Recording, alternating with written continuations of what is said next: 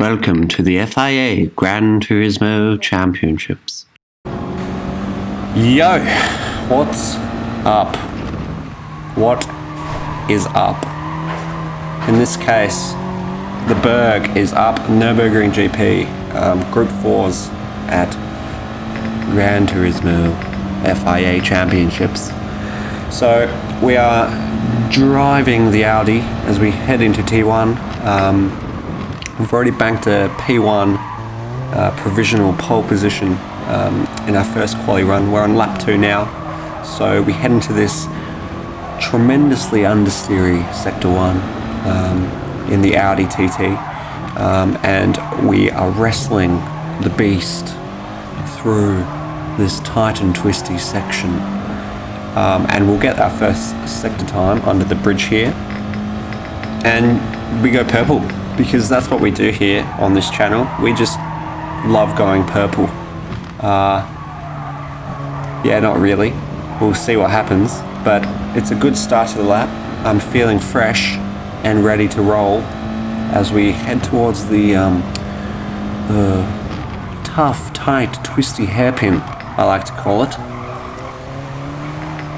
As we safely negotiate the tight, tough, twisty hairpin and proceed into the Schumacher S, more appropriately named. Hold 4th gear. You want to get onto the green stuff there to really straight line it up into 5th. Look for your braking marker around 100 meter board and throw it over those green curbs to get as much apex speed as you can. Here, early on the power, you really want to get some momentum down this long back straight as we head into one of the toughest parts of the circuit, which is of course the final chicane. You want to look at around the 100 meter board, brake into 2nd gear. I completely bottled that one, turn in way too early. That's going to cost us 2 or 3 tenths. Ride the outside curb to make a wider line into the last corner. Hold 3rd in the Audi because understeer is our annoying pesky uncle that just keeps lingering around as we pop the Audi into P3, because a saucy little lap there from Conzio puts the Honda in P1. We've got Macca, my friend, my good chum Chris McIver in P2, so good work Chris. Sidogs there in P7, World Tour finalist, one of the best Gran Turismo racers out there. Mr. Bumcrake there, rounding out the top 10 in the Porsche. But now it gets serious. No more funny business, because we are racing, and that means it's game time. It's time for me to start sweating up a storm in the bottom right-hand corner. As we head now into turn 1, we want to be early on the brakes, just to account for some cold tyres, heavy fuel. You can see I'm modulating that brake pedal just because I don't want to be just sending it into oblivion at turn 1, which is very easy to do, and you know, you can look like a complete fool, so we're avoiding that at all costs. We've got Conzio, he's had a clean start, he's got a slight gap to Macca, and obviously we've dropped a little behind already in this first sector, but that's definitely our weakest sector, so we will hopefully be catching up to the front 2 as we head into the more straight parts of the circuit. That is the Audi's strength, of course, with it being front wheel drive and very understeery. As we see Rick McCosey doing a bit of a dive bomb there on Old Mate. I don't know if that was particularly clean, but no penalties were dished out.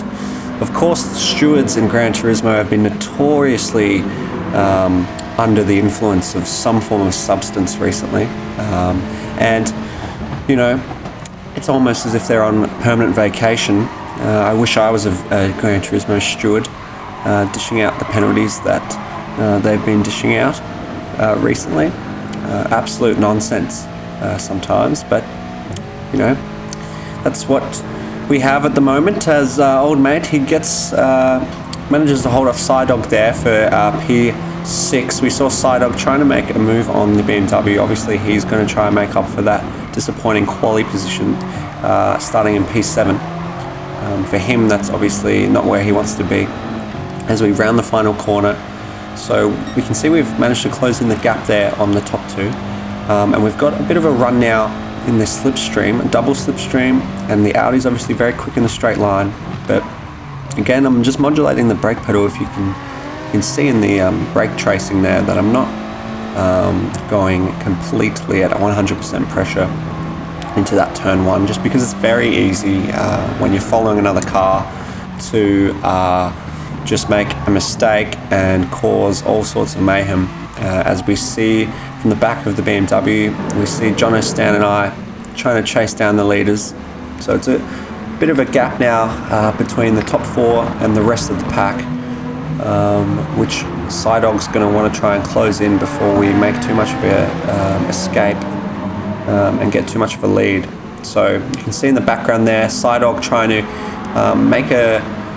put some pressure basically on P5 and P6. Rick McCosey holding 5th place now in the Jag. Old mate has been very quick recently as well in that BMW, so he's going to be wanting to get by and trying to close the gap on us as we head through the Schumacher S. We've got a nice clean run through there, and we've got obviously a straight line advantage in our car. So this last part of the circuit, as we head now over the left-hander in 3rd gear, hold 3rd for this right-hander.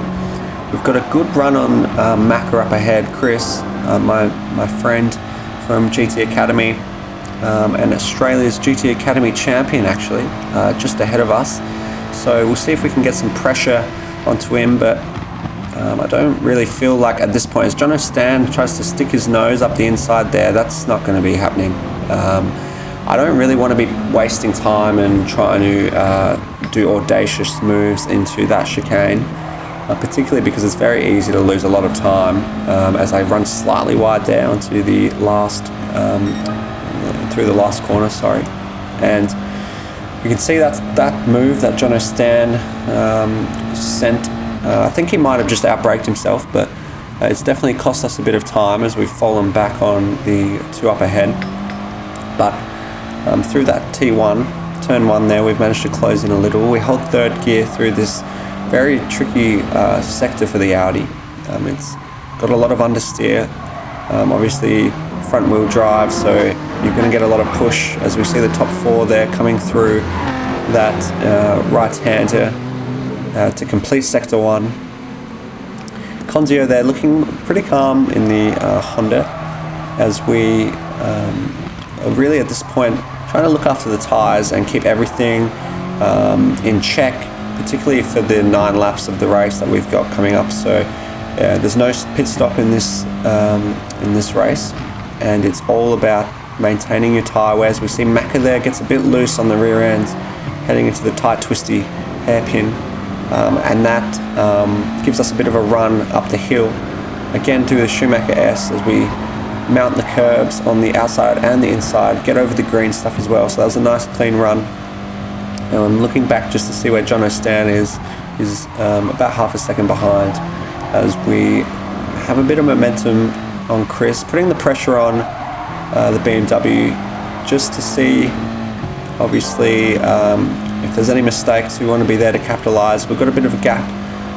Again, we've pulled out a bit further on Jono in the BMW, and we've got to run again, but not quite there to send it up the inside as we head through the final chicane.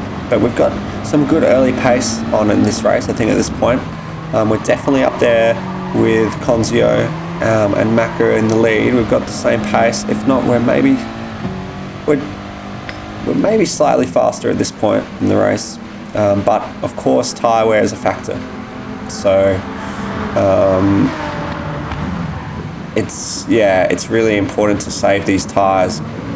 Otherwise, it's going to cost a lot of time later on in the race, and we're going to just fall down the field. So we look at Conzio now as he heads through sector 1. He's got a bit of a gap on Macca, so he's been putting in some clean laps. You can see P2, 3 and 4 very close. Rick McCosey's holding 5th as Sidog is looking to make a move on Old Mate for P6. So Sidog looks to have a lot of pace, but it's hard in that Toyota. He's going to have a lot of speed on the tight and twisties, but he's not going to have too much pace on the front straight and the back straights, where you really want to be setting up your move.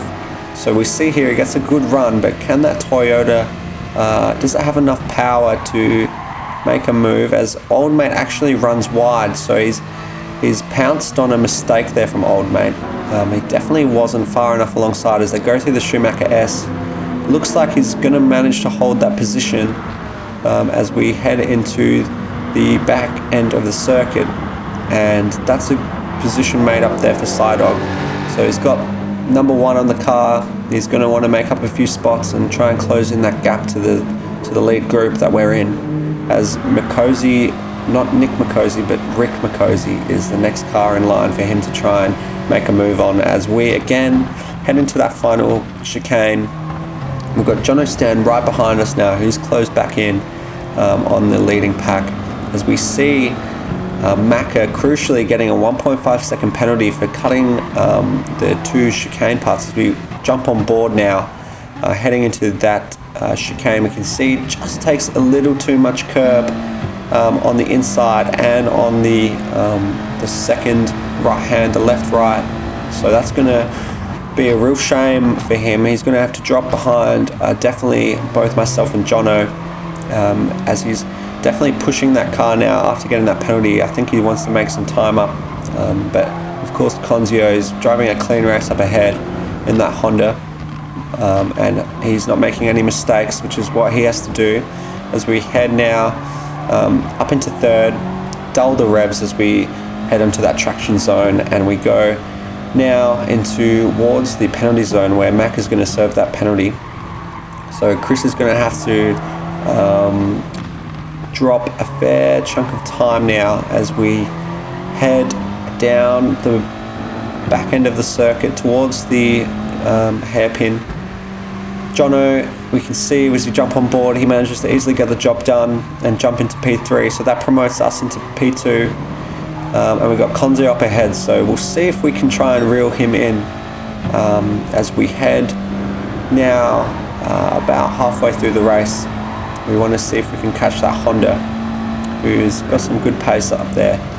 As we look back at Macca, you can see he's holding fourth place there quite comfortably, so he's still got a big lead there over Makosi and Sidog in P5 and 6, which is going to be useful. So we'll see if Macca can make a bit of a run towards us at the back end of the race.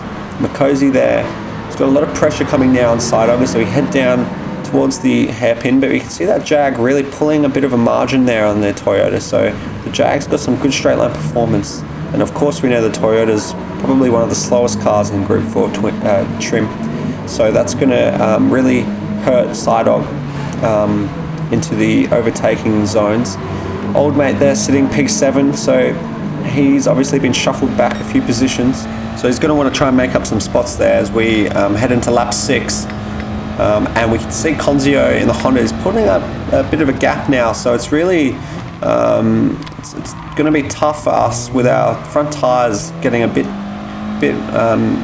of front tyre degradation as we head towards the end of this race. It's going to be tough for the Audi to maintain pace, especially on the rear-wheel drive Honda up ahead. So it's going to be interesting to see if we can make any inroads on that gap there. But we're keeping it squeaky clean. That's always good. At this point, we're looking for if we can just get top 3, I think, with the tyres wearing off. I think that's going to be a pretty good success at this point. And we have Jono and Macca on our gearbox, which is always a bit of pressure. I'm starting to sweat up in the bottom right hand corner. If you look closely, you'll see the droplets of sweat start accumulating, and we head up into the fast flowing Schumacher S yet again. Jono, he's got a bit of pace at this point. He's probably a bit faster than me at this point. I would say I will concede that he looks a bit faster, but we're holding P2, which is what we need to do. We can see Obviously, it's very interesting to see how the tyres are going to play out for all these cars, because 4 different manufacturers in the top 4, so it's going to be different tyre wear rates, of course, for each car, particularly with the different layouts. I would be interested to see what the Volkswagen, the VW, what type of tyre wear that has relative to the Audi, as we head into the final corner in 3rd gear. Try and get early on the power. You have to have 2 or 3 stabs at it, and that gives Jono a bit of a run into turn 1 now. So we can see him pulling out of the slipstream. I don't go for any defensive move. He brakes up the inside. That's going to be P2 there for Jono as we run around the outside, but there's not going to be enough grip there to make any move. So we're in P3. So Jono makes the move. Didn't think there was much point fighting it, to be honest, just with the fact of Macca closing in behind, and our situation with tyres is getting grimmer and grimmer.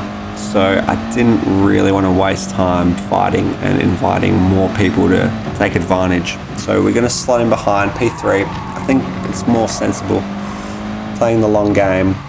And we see Sidog making a crucial move around the outside of Rick Makosi in the Jag, who looks to be struggling, as Makosi then hits Old Mate on the outside. He got a bit loose and he hit Old Mate as he sends an absolute missile torpedo Danny Fiat level bomb up the inside, and that shuffles him back, and unfortunately the drunk stewards have dished out a penalty to Frithy. I don't think he did anything wrong there. I think Makosi was sending it into the shadow realm, and Frithy has been pinged. So unfortunate there for the Aston driver.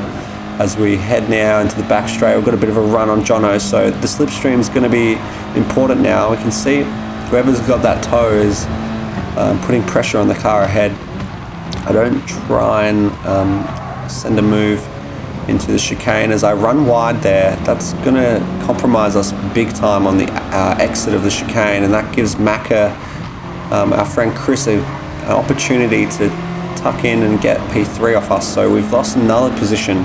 So that one was the driver error, and that's going to cost us a spot on the podium. As we go back onto the replay now, we can see Macca, from his point of view, gets a much better run through that chicane, and that gives him a lot of momentum heading into the last corner, and he can just easily put the car up the inside. I've got nowhere to go. I have to hang it on the outside, and that's it.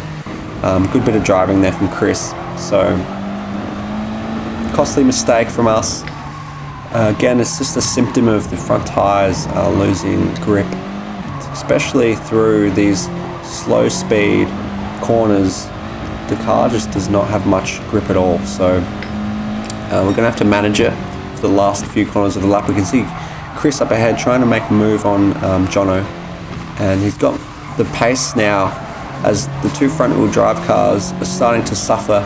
You see Jono runs wide. That gives Chris a bit of a run down this overtaking spot here. If he can set the position up as we go back, and we see Rick Makosi serving a penalty, so that gives Old Mate a position up into P6 for Old Mate, and Macca wasn't able to get the job done, so Chris not able to make the move up the hairpin, but he's got to run again up the hill, and Jono decides to go defensive. There's not much of an overtaking spot here though, into this corner, as Jono again on the defensive. This is where there's going to be a chance for one of us to make a move, as we really close in as these 2 battle. You can see Chris is going to take that outside line there, so we can just use the slipstream, and it puts us into a position heading now into the final chicane. It puts us in a position where we've got the inside line going into a section of track that's really 1 car at a time, so that gives us the position. So that's a really good move. Happy with that. That puts us into P3. We make an opportunistic move. Now can we get the Volkswagen ahead? We got Jono, who looks to be struggling for front tyre grip. We've got a good run onto the start-finish straight.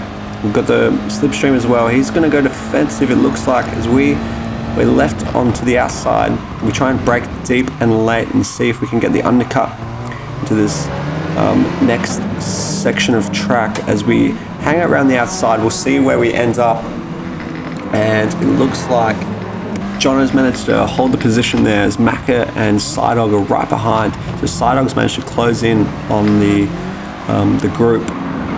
We see the 4 cars there fighting for second place. Macca gets a bit out of shape on the exit of the corner, too much power, and that gives Sidog a bit of a look, but he doesn't have the straight line performance, of course, in that Toyota, so he's going to have to try something a bit ambitious to get any positions up there in that Toyota. And we head now down into the hairpin. This is usually a good overtaking spot, but we don't have quite enough pace to make anything of it, as Sidog tries to make it around the outside there of Macca, but he doesn't quite have the grip on the outside. As we head up the Schumacher S, Jono trying to use all the track to get as much momentum through this uphill section as possible. It's super close. We can see there's a bit of a window there, but I can't really send it up the inside there. There's not much of a braking zone to position the car for a move, as we want to get a good exit out this corner. This is going to be our last chance. Jono's trying to break the toe, as it's all looking like Jono's got enough momentum there to hold second. We can't really make a move. Chris goes on the defensive against Sidog as we head through the chicane. No mistakes. Doesn't look like any penalties either. Chris going defensive. We've got Sidog trying to run around the outside and behind. We can see in the rearview mirror looking very tight. We're going to come across the line, finish P3, and behind us, who knows, that looks like Macca in 4th. He just managed to pip him. That was a close finish. So we look at the replay. Sidog's trying to use that mid-corner, low-corner speed of the Toyota to try and send it around the outside. Chris gives him just enough room, but the BMW has the legs to bring it home in 4th. Conzio with the win, Jono in P2, and we come across the line in 3rd position. Not a bad race. Hope everyone enjoyed it, and we'll definitely be back for some more FIA Gran Turismo Championships in the future. So catch you then. Take care and peace.